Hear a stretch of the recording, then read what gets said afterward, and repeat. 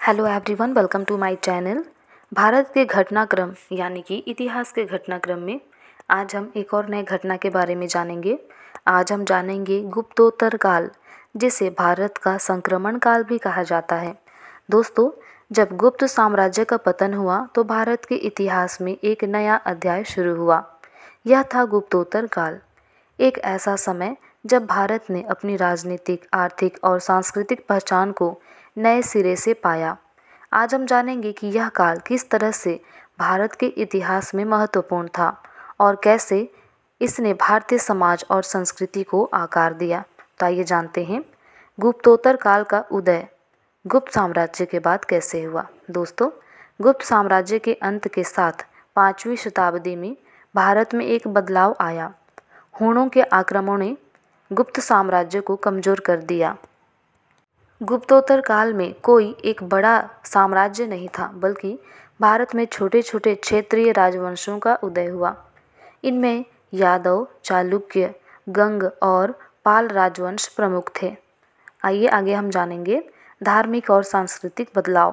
पहला है धर्म की विविधता।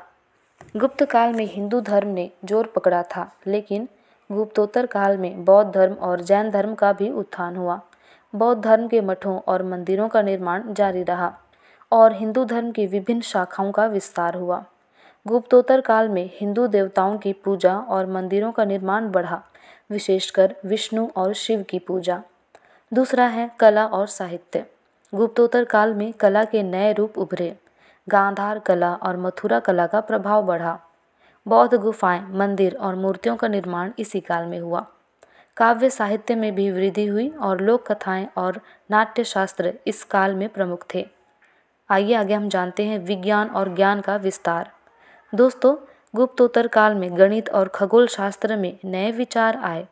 आर्यभट्ट और वराहमिहिर जैसे विद्वान, जिनका काम गुप्त काल में था, उनके योगदान का प्रभाव इस काल में भी महसूस हुआ।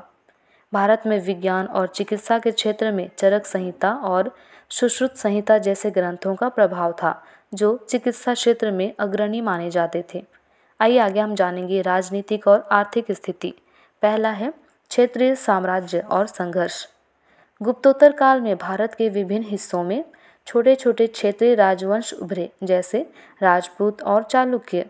ये राजवंश अक्सर एक दूसरे के साथ संघर्ष करते थे और यह संघर्ष भारत के राजनीतिक परिदृश्य को प्रभावित करता था। दूसरा है व्यापार और अर्थव्यवस्था। दोस्तों, गुप्तोत्तर काल में व्यापार लगातार बढ़ता गया। भारत के व्यापारिक संबंध रोम और मध्य एशिया तक फैले थे। भारतीय व्यापारी रेशम, मसाले और हीरे का व्यापार करते थे। इसके अलावा सड़क निर्माण और वाणिज्य नेटवर्क का विस्तार हुआ, जिससे व्यापार और संस्कृति के आदान प्रदान में मदद मिली। आइए आगे हम जानेंगे गुप्तोत्तर काल का पतन कैसे हुआ। दोस्तों, गुप्तोत्तर काल में अंत में भारत में बाहरी आक्रमणों का दौर आया। हूणों के आक्रमण ने भारत की राजनीतिक स्थिति को और कमजोर किया। हालांकि गुप्तोत्तर काल का पतन हुआ, लेकिन इसके बाद राजपूत साम्राज्य और अन्य छोटे छोटे राजवंशों ने भारत के साम्राज्य और संस्कृति को नया आकार दिया। दोस्तों, गुप्तोत्तर काल ने यह सिद्ध कर दिया कि बदलाव के बावजूद भारतीय समाज और संस्कृति हमेशा अपने इतिहास और परंपराओं से जुड़ा रहता है। तो दोस्तों, यह था गुप्तोत्तर काल का संक्षिप्त परिचय, जो भारत के लिए एक नया मोड़ था। तो इसी के साथ इस वीडियो में बस इतना ही। धन्यवाद।